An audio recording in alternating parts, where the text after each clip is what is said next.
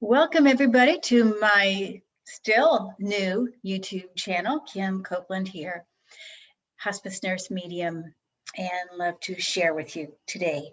First of all, I want to say last night I started a video and I seemed like I got halfway through and it just disappeared. The other half disappeared.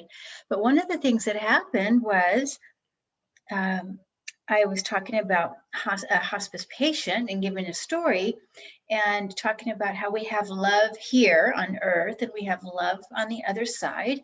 And there's often this battle about which side to go to because the love is so strong on both sides, especially when you're in that transition time and you can feel it so strongly. And the family usually is not really quite ready for you to go. So they're kind of pulling you here. So anyway, and by the way, I was just going to show you this rose quartz because talking about love makes me think of rose quartz. Let's see if you can see it. And I have two pieces. This one I found in the back of the crystal store. They have just pallets of basically unfinished stones. So that's what this is, but it's still beautiful rose quartz. Still has the same energy. And this one obviously has been, I guess, polished. So, but it has a nice feel to it. So, rose quartz is about love. So I'm going to hold it as I talk about love. And so I was mentioning, I will always love you.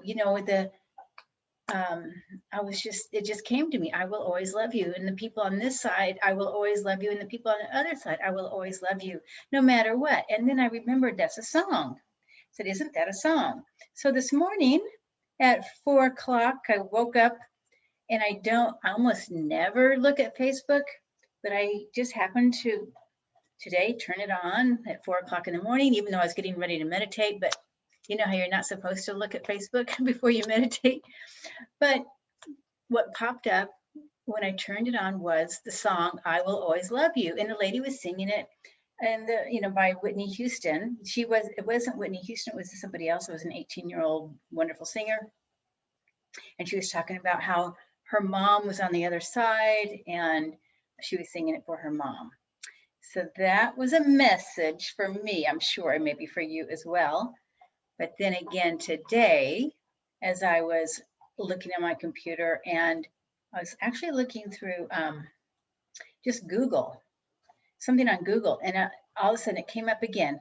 I will always love you. But this time it had you can see I have a golden retriever. I have a golden retriever in spirit as well. And the song was about I will always love you. And there was pictures of a golden retriever in the life of this golden retriever. And I thought, oh my gosh. So, and my golden retriever that died in July, the last day of July, she was almost 14. So, special. So anyway, but I was going to just share with you a hospice story today that demonstrates that thing that we really, it's amazing. As we transition, we become mediums. The people, the patients who are transitioning become mediums because the veil is so thinner, much thinner. So I, as a hospice nurse, this was about 2, 3, 4 years ago, was visiting for a death visit. So it was a man who died about 30 minutes prior I arrived, and he was a priest, and he had the most beautiful smile I have ever seen before and since on somebody who passed. It just looked like he was just like amazed at what he was seeing in the spirit world. And so I was talking to a niece was there and her husband, and they were giving me a little bit of background about him, what a wonderful man he was and all that. And then as I walked toward him and into his energy field, about 3 feet in the energy field, I felt like I transformed a bit and went into the spirit world. So it was like a shared near-death awareness. So as people are transitioning, we have the words near-death awareness. They become more aware of the spirit world. Normal. It's very normal. It's everyday hospice stuff. But it's not always normal for the nurse or the family to also share in that experience.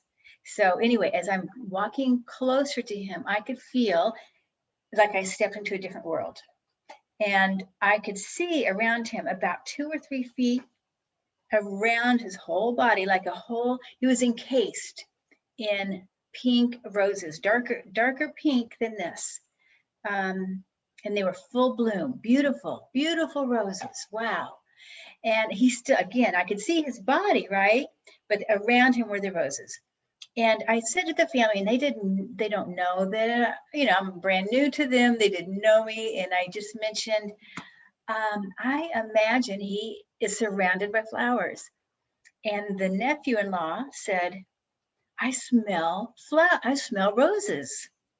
And I thought, wow, confirmation it's wonderful to have confirmation. If I see it and somebody else smells it, that's double, that it's there, right? So not just in our imagination. So then I hear organ music as I'm also still in his space. I'm hearing this organ music, and I kind of felt like it was I don't know why, to the right corner of the room, that's where it was coming from. And I mentioned to the family, I said, I wonder, it's almost like I can hear music. And the niece said, he loved organ music. So again, another confirmation. I didn't say what kind of music it was. She said he loved organ music. So there. Then finally, I saw on the top of his head, again, when I say I see, it is, sometimes I see subjectively, like inside myself, in my mind's eye, or more like close my eyes and kind of see that way, a spiritual vision. Or sometimes I see objectively outside, where somebody may look transparent, like a spirit may look a little transparent. So I see it both ways. Sometimes I see it as a combination as well.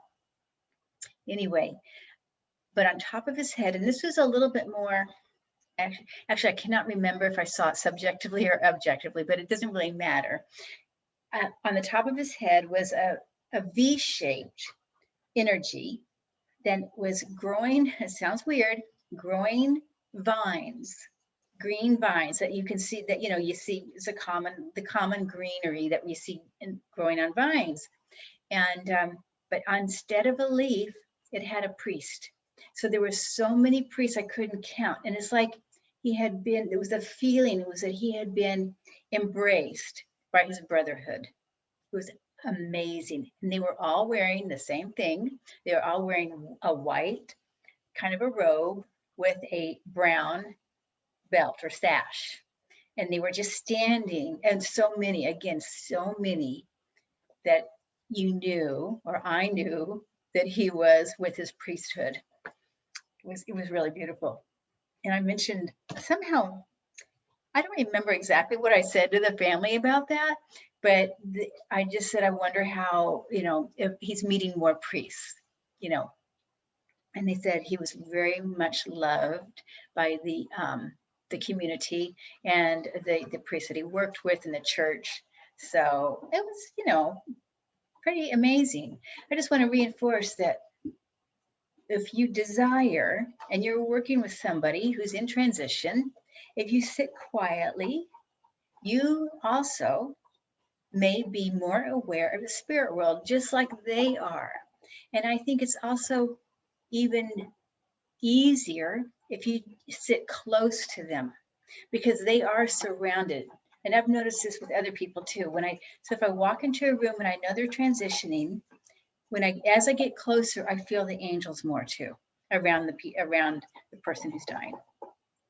So, and we know, of course, that there really isn't death. It's just a new life, a new celebration, graduation. And anyway, so I just want to leave you with that today. And I hope you guys are doing well. And I just want to also say thank you to Susan Lynn, who I met with, had a wonderful reading the other day. I'm so excited, and I'll get to work with her hopefully in a week or so. And again, blessings, everybody. Here's Isabella. Just say hi, Isabella. Here's my little mischievous girl. She's only 13 months. Yeah, and it's obvious. We have a lot. We have a, we need some dog training. Anybody out there who's a dog trainer, let me know. Okay, please like and subscribe if you like, and join me for future videos. All right, bye-bye. Thank you.